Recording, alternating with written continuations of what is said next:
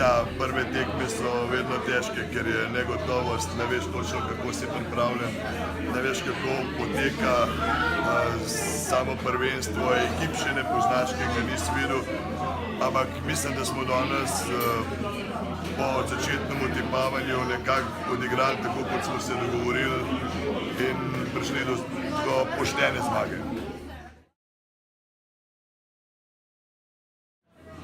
Ja, smo pričakovali tak odpor. Pred 3 leti smo igrali že z njimi in smo videli, da so hitre, agresivne, tečne, tako da smo tako igro tudi pričakovali.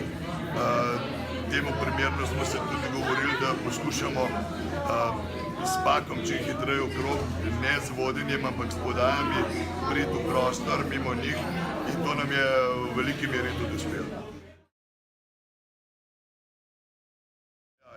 Jaz mislim, da so vsi trije napadi danes odigrali pošteno, dobro.